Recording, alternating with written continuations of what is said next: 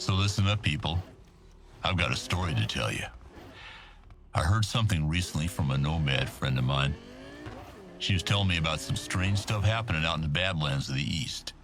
She said she ran across another nomad patrol. 5 people, all mauled to death by a wild animal. But the thing is, folks, there haven't been mountain lions out there in almost a century, wolves in even longer. So what could it be? Well, I'm reminded of a story. Story told me by an old merc I used to know. He once took a job that had him fly over to Romania, looking for some corpo's missing brother. Search took him to an old village, and they decided to camp for the night before searching the woods in the morning. That night, they could hear barking, howls in the distance.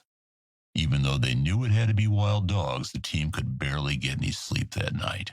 Then, just before dawn, they were attacked by animals. But they weren't dogs. They were werewolves. No, listeners, I haven't lost it. I mean it. They were werewolves. But not the ones of legend and not the ones in old Hollywood flat screen flicks. These bad doggies came out of a lab. See, it turns out that EBM had decided to back some rather unsavory sorts in an attempted coup of the government and offer these gene freaks as part of the deal. Of course, it didn't work. The coup was crushed a few months later and EBM isn't around anymore either. The question remains, where did EBM get their knockoff wolfmen? They never had much of a gene hacking division, so they must have come from some other corp. The obvious answer, of course, is Biotechnica, who just happened to own most of the land south of Night City, all the way down to the border. So what do you think, listeners? Is Biotechnica releasing experimental monsters in the Badlands? Maybe those protein farms down there are a cover.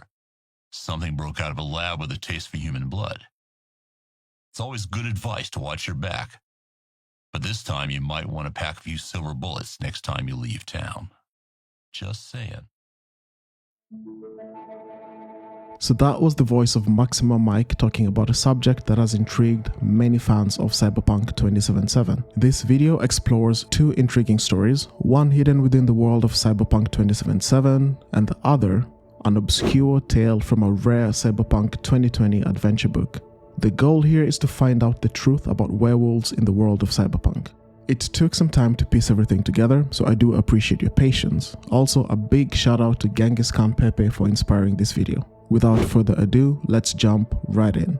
Our friendly neighborhood prophet speaks of many strange things. Techno-necromancers from Alpha Centauri, Queen Lilith, who in her quest for calmness lost her humanity, and even the Arasaka family being immortal vampires. One of his claims is that the Nomads are werewolves, and they roam nakedly at night, running without using cars, etc. At sunset, they strip off their clothes and dance nakedly, giving in to an animalistic ecstasy. Then, once they've transformed into the fanged beasts, they set off on the hunt, hungry for human flesh.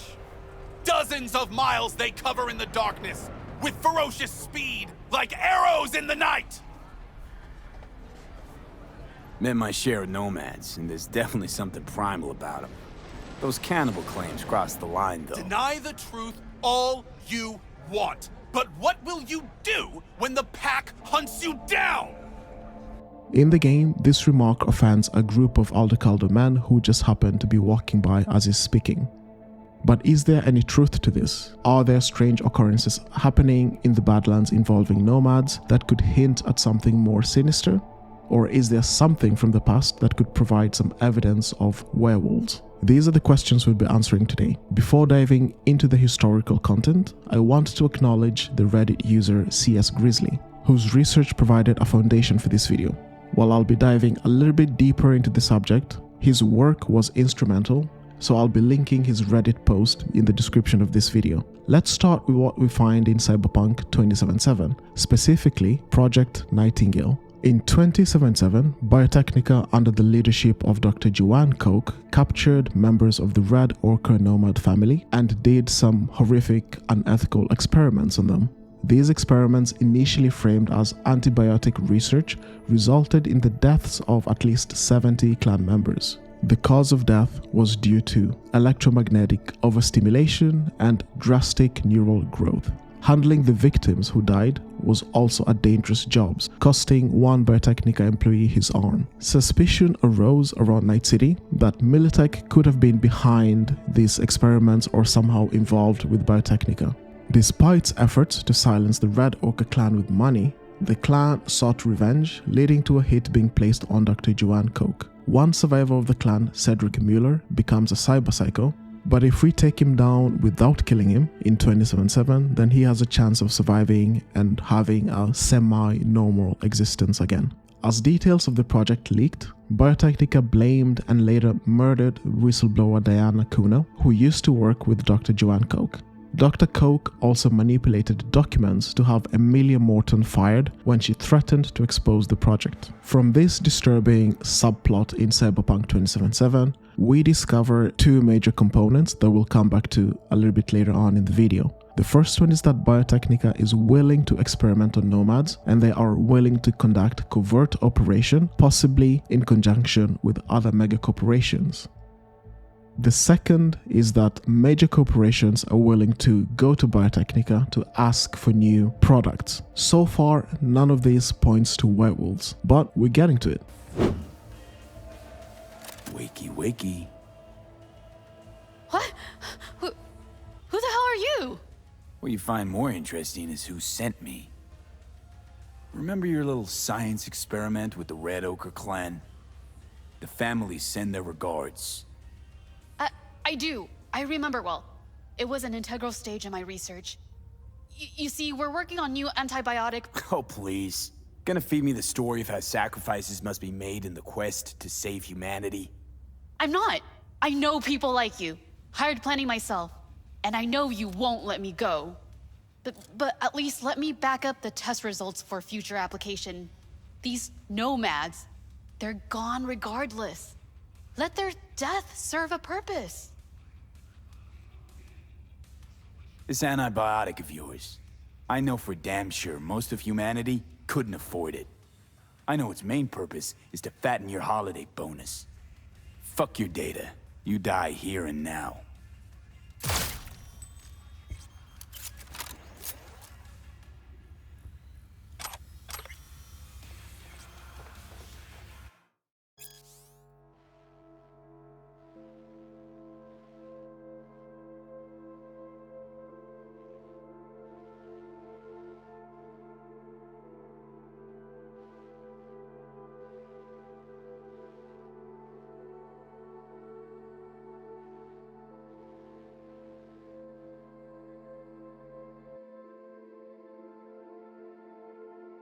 Next up, we have The Impalers, a story from Cyberpunk 2020 adventure book. The book in question is called Tales from the Forlon Hope. This book contains 8 gripping adventures set in Cyberpunk 2020. These are centered around the Forlon Hope, where famous mercenaries would go to and share their stories with other people. And the basic idea here was that the more stories you shared with other people and the more adventurous they were, and if they happened to be true, the better your reputation became as a mercenary. Some of the characters from this book even make an appearance in Cyberpunk 2077 during the Never Fade Away mission. One adventure that interests us is called The Impalers, which follows the players as they assist a character named Mr. Wolf in rescuing his brother Franz Raymond. Franz disappeared in Romania during a business trip, so his brother decided that something could have happened to him or something could have been wrong. So he hired a group of mercenaries to go down to Romania and rescue his brother. While in Romania, a bunch of mysterious and weird stuff happens involving the European company EBM, also known as the Euro Business Machines. The adventure in Romania unfolds in intriguing ways, but what we're really interested in is werewolves, or rather, wolfmen, as they're mentioned in the story. So in the story, wolfmen are described as purely genetic constructs grown in a lab. They're not the traditional werewolves that you see in Hollywood movies, for example. The book distinguishes between wolfmen, who are purely genetic constructs grown in a lab, and traditional werewolves, who also happen to exist in Romania. It is said in the book that Carpathian Mountains, just below the mountains, this is where the traditional werewolves usually roam at night. According to the Cyberpunk 2020 adventure book, these wolfmen are low in intelligence, animalistic in nature, and use their long legs to lunge and jump rather than walk. So by now, we've established that Biotechnica views nomads a little bit more than roaming dogs, subjecting them to horrific experiments. We also know that Biotechnica controls a vast area outside Night City known as Biotechnica Flats. EBM is a little bit more tricky, but we know that EBM did business in Night City as late as the 2060s. They were also supposed to be the major sponsors of the EBM Petrochem Stadium that we find in Dogtown. So with what we know so far, EBM most likely purchased these wolfmen back in the 2020s from Biotechnica. And if Biotechnica was willing to do those experiments in the 2020s, it's very likely that they're willing to do them again in 2077. The game does not provide us with a clear path to see these werewolves, but perhaps in Cyberpunk Orion we'll be able to see one or two. In the end, Prophet Gary's claim that the nomads or werewolves might just be true, albeit not by their own choices. The real bad guy here is, as it has always been in the case of werewolves, Biotechnica. What do you think? Do you agree with this interpretation? Let me know in the comment section below. Thank you for watching this one until the end, and I'll see you guys in the next one.